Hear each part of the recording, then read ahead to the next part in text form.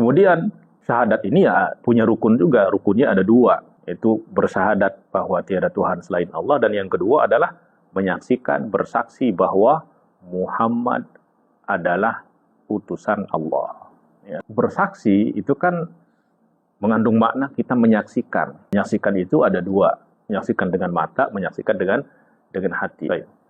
Bagaimana kita bersaksi padahal kita tidak pernah melihat Rasulullah, tidak pernah bertemu dengan sosok yang bernama Muhammad sallallahu alaihi wasallam. Tapi kenapa kita dituntut untuk bersaksi, berikrar seolah-olah kita pernah melihat beliau. Nah, seperti yang tadi saya katakan bahwa bersaksi di sini adalah bersaksi ataupun menyaksikan dengan hati yang bermakna meyakini, dan tidak ada ruang dari keraguan sedikit pun di dalam hati tentang bahwa Muhammad adalah utusan Allah Subhanahu wa taala.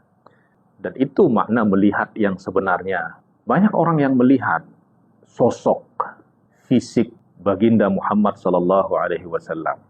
Tetapi mereka banyak yang hanya melihat dengan mata mereka, tidak menyaksikan dengan hati mereka. Sehingga kalau hanya sekedar melihat dengan mata dan tidak menyaksikan dengan hati, ya mereka tidak akan beriman. Kenapa? Karena mata ini hanya mampu melihat kepada sosok fisik. Tapi apa yang ada di balik sosok tersebut, itu tidak bisa dilihat oleh mata, tapi bisa dilihat oleh hati. Baik.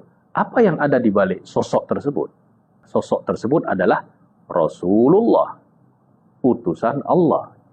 Nah, utusan Allah ini kan sifat, tapi ini bukan sifat fisik, tapi sifat makna. Dan itu tidak bisa dilihat oleh mata, itu hanya bisa dilihat oleh hati.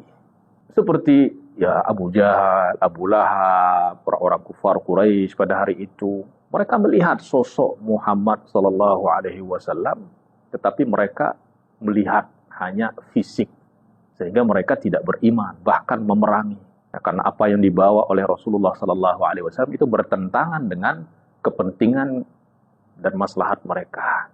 Nah, maka kita bersyukur kepada Allah Subhanahu wa taala. Kita nggak pernah bertemu dengan Rasulullah, nggak pernah melihat Rasulullah sallallahu alaihi wasallam, bahkan jarak fisik pun sangat jauh, ribuan kilometer, bahkan jarak zaman pun sangat jauh, ribuan tahun. Tapi alhamdulillah Allah buka mata hati kita sehingga mampu menyaksikan Rasulullah sallallahu alaihi wasallam.